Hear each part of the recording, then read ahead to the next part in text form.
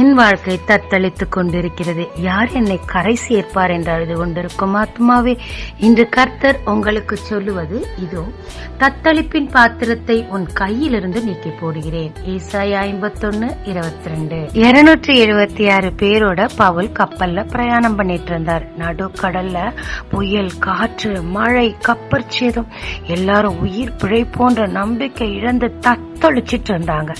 தேவனோ பவுல் நிமித்தமாக அந்த தத்தளிப்பின் பாத்திரத்தை நீக்கத்தக்கதாக பவுலை கண்டு ஆறுதல் படுத்தி அவர்களை பத்திரமாய் கரை சேர்த்தார். ஆமாங்க, வாழ்க்கையில் எல்லாவற்றையும் இழந்து தத்தளிச்சுட்டு நம்பிக்கையற்று இருக்கிறீங்களா? பவுலின் தேவன் என்று உங்களுக்கு சொல்லுகிறார், உன் தத்தளிப்பின் பாத்திரத்தை உன் கையிலிருந்து எடுத்து போடுவேன்னு. பவுலை போல தேவனிடத்தில் நம்பிக்கையோடு காத்திருங்க, சீக்கிரமாய் உங்களை தேவன் கரை சேர்ப்பார். ஜெபிக்கலாமாங்க. தேவனின் தத்தளிப்பை நீக்கி கரை சேர்க்க போற தயவுக்காக நன்றி. பவுலை போல் நம்பிக்கையோடு உமக்கு காத்திருக்க கிருபை தாரும். இயேசு மூலம் பிதாவே, ஆமென்.